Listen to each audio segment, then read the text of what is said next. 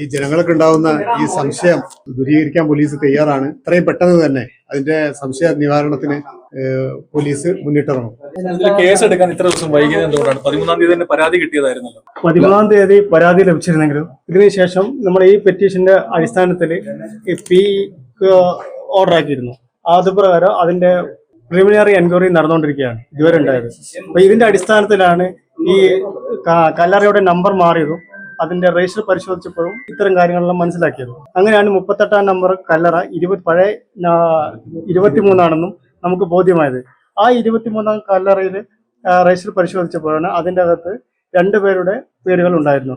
മറിയാമ്മ എന്ന ആളുടെയും ജെയിംസ് എന്ന ആളുടെയും ഉണ്ടായിരുന്നു.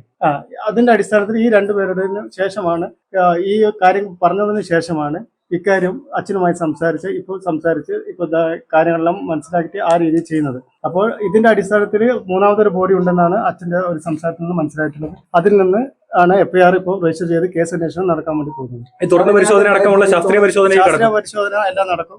സയന്റിഫിക് കസ്റ്റഡി വരും, മറ്റുള്ള എല്ലാവിധ അന്വേഷണം നടക്കും. എല്ലാം കറക്റ്റായ രീതിയിൽ തന്നെ കഴിയുന്ന നാളെ തന്നെ. അതേപോലെ നമുക്ക് ഇന്നിപ്പോ FIR രജിസ്റ്റർ ചെയ്യും. ഇന്ന് FIR രജിസ്റ്റർ ചെയ്ത് അതിന്റെ ഒരുപാട് നടപടിക്രമങ്ങളുണ്ട് RDOന്റെ. അപ്പൊ അത് നാളെ രാവിലെ നീക്കും. അപ്പൊ പെർമിഷൻ കിട്ടിയ ഒരു നെക്സ്റ്റ് മൂമെന്റ് തന്നെ നമ്മളെ ഈ പറയുന്ന ഓപ്പൺ ചെയ്ത് പരിശോധന തുടങ്ങും.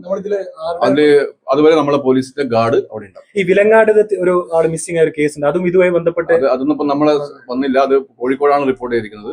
എല്ലാം പരിശോധിക്കും. ഇതിപ്പോ നമ്മളിപ്പോ 174 പ്രകാരം കേസ് രജിസ്റ്റർ ചെയ്യാൻ വേണ്ടി തീരുമാനിച്ചു. കാരണം ഇതിന്റെ ആദ്യ ഒരു പരാതി വന്ന സമയത്ത് നമ്മളൊരു കോഗ്നിസന്റ് ഒഫൻസ് ഒന്നും കാണാത്തതുകൊണ്ട് അതൊരു പ്രിലിമിനറി എൻക്വയറി നമ്മൾ വെക്കുകയാണ് ചെയ്തിരിക്കുന്നത്. ആ പ്രിലിമിനറി എൻക്വയറി ലാസ്റ്റ് സ്റ്റേജ് നമ്മൾ ഇന്ന് എത്തിയിരിക്കുകയാണ്.